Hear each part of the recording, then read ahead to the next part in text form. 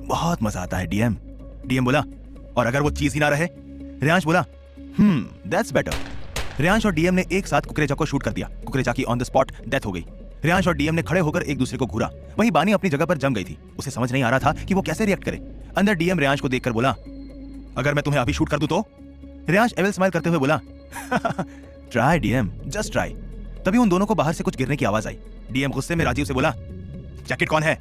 DM की बात सुन राजीव बाहर गया। थोड़ी देर में राजीव बानी को लेकर अंदर आया। इस वक्त बानी के चेहरे पर मास्क था। उसने अपनी नजरें नीची कर रखी थी। राजीव बोला, डीएम, ये लड़की बाहर खिड़की से अंदर देख रही थी। रेयांश बानी को बिना किसी भाव के देख रहा था। डीएम बानी को घूरते हुए बोला, इस लड़की ने सब देख लिया है तो इसे खत्म करना होगा। राजीव ने बानी को एक तरफ धक्का दिया। बानी गिरते गिरते बची। उसकी नजरें अभी भी नीचे थी।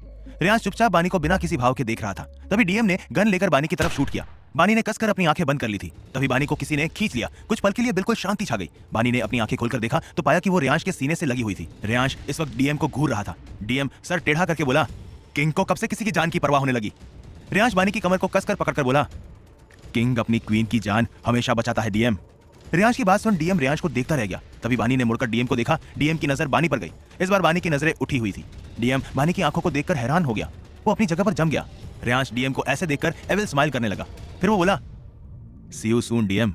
इतना बोलकर रेयांश बिना एक पल गवाए बानी को वहां से ले गया। रेयांश के पीछे शेरा और उसके आदमी भी चले गए। डीएम वहीं सोफे पर बैठ गया। राजीव ने डीएम को देखा। राजीव डीएम को देखकर बोला, डीएम, आपने किंग को जाने क्यों दिया? हमारे पास अच्छा मौका था किंग को खत्म करने का। तभी डीएम चिल्लाकर बोला, shut up, just shut up. DM के चिल्लाने से राजीव चुप हो गया। डीएम राजीव को देखकर बोला, कैसे मार देता उसे राजीव, उसके साथ बानी थी। ये सुनते ही राजीव हैरानी से डीएम को देखने लगा। डीएम बोला, आज मैंने अपनी ही बेटी पर गोली चलाई है। कहते हुए डीएम ने अपने राइट हैंड को देखा और गुस्से में टेबल पर एक पंच मार दिया। टेबल टूट गई और डीएम के हाथ से खून बहने लगा। राजीव डीएम के पास आते हुए बोला, डीएम आपका? डीएम चिल्लाकर बोला, स्टे अवे। डीएम की बात सुनकर राजीव अपनी जगह पर रुक गया। डीएम ने सोफे से सर टिकाकर आंखें बंद कर ली। राजीव कुछ देर बाद बोला, डीएम, आपने बानी को पहचाना कैसे? ये सुनते ही डीएम ने अपनी आंखें खोल ली। डीएम राजीव को देखकर बोला, आंखें? बानी की आंखों से कोई भी उसे पहचान सकता है। ग्रे आइज इजीली नहीं मिलती, एंड इंडिया में तो बिल्कुल नहीं। और किंग ने भी बानी को क्वीन कहा। सो इतना बोलकर डीएम अपनी जगह से खड़ा हो गया। डीएम एक नजर कुकरेजा की बॉडी देख राजीव से बोला, ठिकाने लगा दो इसे। इतना बोलकर डीएम उस रूम से चला गया। दूसरी तरफ रेयांश की कार में बानी विंडो से सर टिकाए एक टक बाहर देख रही थी। उसके चेहरे पर कोई भाव नहीं थे। रेयांश ने बानी का मास्क उतार दिया था। रेयांश बानी के बगल में बैठा अपना फोन चेक कर रहा था। उसने अभी तक बानी से कुछ नहीं कहा था। करीब 2 घंटे बाद कार रुकी। ब्रेक लगने से बानी का ध्यान टूट गया। उसने बाहर देखा। इस वक्त वो रेयांश के विला के बाहर थे। ये वही विला था जहां रेयांश बानी को 2 साल पहले लाया था। बानी अपनी सोच में गुम थी। तभी कार का डोर खुला। रेयांश ने बानी का हाथ पकड़कर उसे कार से उतारा। बानी बिना कुछ बोले रेयांश के पीछे पीछे चल रही थी। रेयांश और बानी विला के अंदर गए। रेयांश बानी को सीधे रूम में ले गया। रूम में आकर रेयांश ने बानी को देखा जो बिना किसी भाव के खड़ी थी। रेयांश ने कुछ देर बानी को देखा और फिर उसे अपने सीने से लगा लिया। बानी कुछ देर शांत रही, फिर अचानक से बुरी तरह रोने लगी। रेयांश बस बानी को पकड़े खड़ा था। वो कुछ नहीं बोल रहा था। बानी ने भी रोते हुए रेयांश को पकड़ लिया। करीब 15 मिनट बाद बानी का रोना हिचकियों में बदल गया। बानी रेयांश के सीने से लगे हुए रूंधी आवाज में बोली, वो ऐसा कैसे कर सकते हैं? ऐसे ही किसी की जान? वो कैसे? वो मेरे पापा, वो कभी ऐसे नहीं थे। रेयांश बानी को सीने से लगाए हुए सर्द आवाज में बोला, वो तुम्हारे पापा नहीं, डीएम है wifey. He is mafia, and mafias के अंदर रहम नहीं होता। बानी रेयांश से अलग होकर उसकी आंखों में देखकर बोली, राइट, माफियाज के अंदर रहम नहीं होता। आखिर तुम भी तो माफिया हो, द किंग। तुमने भी उस आदमी को मारा था। रेयांश अपने हाथ पॉकेट में डालकर बोला, वो कुकरेजा कोई इनोसेंट नहीं था। वाइफी उस डील का बराबर का पार्टनर था वो। बानी गुस्से में बोली, आई डोंट केयर कौन इनोसेंट और कौन कल्प्रिट है, मुझे नहीं जानना। तुम सब एक जैसे हो, एक ही दुनिया के अलग अलग हिस्से हो, कहीं किंग तो कहीं डीएम। रेयांश एक झटके से बानी की दोनों बाह पकड़कर अपने करीब खींचते हुए बोला, राइट वाइफी, सब एक ही दुनिया का हिस्सा है और इस दुनिया का हिस्सा तुम भी हो। तुम्हारा बाप और तुम्हारा हस्बैंड दोनों इस दुनिया की पहचान है। बानी चिल्लाते हुए बोली, नहीं, नहीं हूं मैं तुम्हारी इस क्रिमिनल दुनिया का हिस्सा, बिल्कुल नहीं। रेयांश एविल स्माइल करते हुए बोला, चिल्लाने से सच्चाई नहीं बदलेगी वाइफी। ये बोलते हुए रेयांश ने अपना एक हाथ बानी के गाल पर रख दिया। उन दोनों के चेहरे बहुत करीब थे। दोनों की नोज टच हो रही थी। बानी रेयांश की आंखों में देखते हुए बोली, तुम बहुत बुरे हो। रेयांश एविल स्माइल करते हुए बोला, बेशक हूं वाइफी। फिर बानी के कान में सर्द आवाज में बोला, हद से ज्यादा बुरा, इतना कि तुम सोच भी नहीं सकती। इतना बोलकर रेयांश बानी के ईयर लॉक को बाइट करके पीछे हो गया। बानी फिर से चुप हो गई थी। रेयांश बानी को छोड़कर क्लोजेट रूम में गया और अपनी एक शर्ट लेकर आया। बानी अभी भी उसी जगह खड़ी थी। वो ऐसे खड़ी थी मानो उसमें जान ही ना हो। रेयांश बानी के सामने जाकर उसे गले लगाया। बानी बस खड़ी रही।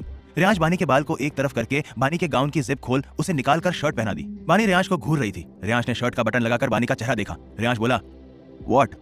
बानी रेयांश को घूरकर बोली, तुम्हें किसने कहा मेरे कपड़े चेंज करने के लिए?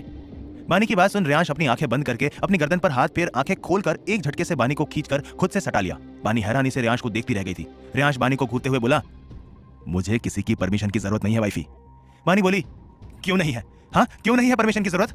अरे मेरे कपड़े चेंज करने के लिए तुम्हें मेरी परमिशन की जरूरत पड़ेगी, और वैसे भी तुम्हें हक नहीं है मेरे कपड़ों को चेंज करने का।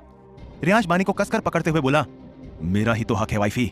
And one more thing, Reyansh Oberoi अपना हक छीनना भी जानता है। इतना बोलकर रेयांश ने बानी को छोड़ दिया। बानी एक नजर रेयांश को देखकर वॉशरूम चली गई। रेयांश ने अपना फोन उठाकर शेरा को कॉल किया। रेयांश बोला, बोलो। शेरा बोला, बॉस डीएम वहां से चला गया है। रेयांश बालकनी में आकर आसमान को देखते हुए बोला, नजर रखो और कुकरेजा के भाई से कांटेक्ट करो। शेरा कंफ्यूज होकर बोला, पर बॉस उसके भाई से क्यों? रेयांश एविल स्माइल करते हुए बोला, एक कुकरेजा गया तो दूसरा कुकरेजा काम आएगा। इतना बोलकर रेयांश ने कॉल कट कर दिया। बानी वॉशरूम में मिरर के सामने खड़ी खुद को देख रही थी। बानी खुद को देखते हुए बोली, क्या हो गया है मेरे साथ? पति और पिता दोनों क्रिमिनल हैं। क्या करूं मैं? दोनों में से किसी एक को सजा दूं और दूसरे को छोड़ दूं? वो गलत होगा। पता नहीं उन्हें पता चला होगा कि नहीं कि वो मैं ही थी। फिर आंखें बंद करके बोली, बानी यू नीड टू रिलैक्स। इतना बोलकर बानी ने आंखें खोलकर अपना मुंह धोया और बाहर आ गई। बानी रूम में आकर बेड पर बैठ गई। तभी रेयांश बालकनी में वापस आया। रेयांश बानी को देखते हुए बोला, you need to sleep wifey. Bani Reyansh को देख बेड पर लेट गई, फिर अपनी आंखें बंद कर ली। कुछ देर बाद रेयांश विला के बेसमेंट में था। वो एक चेयर पे बैठे हुए अपने आईपैड में कुछ देख रहा था। शेरा वहीं खड़ा था। रेयांश ने अपने आईपैड को टेबल पर रख चेयर से सर टिकाकर आंखें बंद कर ली। रेयांश आंखें बंद किए हुए बोला, बात हुई? शेरा बोला, यस बॉस, कुकरेजा का भाई रेडी है। शेरा की बात पर रेयांश कुछ नहीं बोलता। शेरा थोड़ा डरते हुए बोला, बॉस आपको कुछ इंपॉर्टेंट बताना है। रेयांश आंखें खोलकर बोला, व्हाट? शेरा डरते हुए बोला, बॉस आई थिंक बानी मैम आपकी माँ के बारे में पता लगाने की कोशिश कर रही है। बोलते हुए शेरा रेयांश को देख रहा था। रेयांश के चेहरे पर कोई भाव नहीं था, पर उसकी नीली आंखों में तूफान था। रेयांश ने अपनी गर्दन पर हाथ फेरा और आंखें बंद कर ली।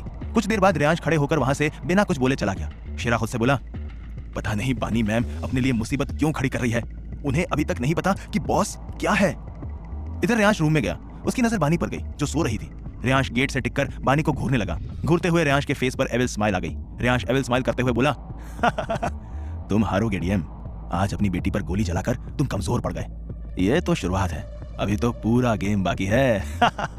फिर रेयांश बानी के पास बैठकर उसका चेहरा गौर से देखने लगा, जिसपे आंसुओं के निशान थे। रेयांश बानी का गाल सहलाते हुए बोला, इस गेम का किंग मैं हूं डीएम, एंड क्वीन भी मेरे पास है, और यही सबसे बड़ी बात है। सब मेरे हिसाब से होगा, बट वाइफी मेरे पास्ट के बारे में जानने की ख्वाहिश कहीं तुम पर भारी ना पड़ जाए। रेयांश बानी के माथे पर किस करके उसे पकड़कर सो गया। अगली सुबह बानी सोकर उठी।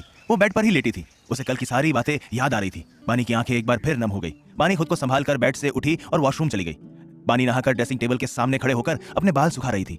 बानी ने एक grey hot pant, white full neck top and grey and white check mid thigh length balloon sleeve shirt पहनी थी। बानी ने अपने बाल सुखाकर मैसी बन बनाया और अपने व्हाइट स्नीकर्स पहनकर अपना फोन लेकर नीचे गई। रेयांश हॉल में सोफे पर बैठकर अपने आईपैड में कुछ देख रहा था। कदमों की आवाज सुनकर रेयांश ने सर उठाकर बानी को देखा। रेयांश ने बानी को ऊपर से नीचे तक देखा और मुस्कुरा दिया। बानी रेयांश के पास आकर बोली, मैं जा रही हूँ। इतना बोलकर बानी जाने लगी। तभी रेयांश ने बानी का हाथ पकड़कर खींचा, जिससे वो रेयांश की गोद में जा गिरी। रेयांश ने बानी की कमर पर हाथ रख दिया। बानी उठने की कोशिश नहीं करती। रेयांश बानी की थाइस पर हाथ फेरते हुए बोला, वाइफी इतनी जल्दी है तुम्हें मुझसे दूर जाने की? बानी रेयांश के गले में हाथ डालकर बोली, तुमसे दूर नहीं जा रही हूं, बस कबीर। क्या रेयांश की क्रुएलिटी का कोई अंत होगा? क्या बानी इन माफियाज के बीच सरवाइव कर पाएगी? जानने के लिए सुनते रहिए cruel hearted, only on pocket FM. बोली, नो। रेयांश और बानी कुछ देर एक दूसरे की आंखों में देखते रहे। देखते देखते बानी की आंखें नम हो गई। बानी रूंधी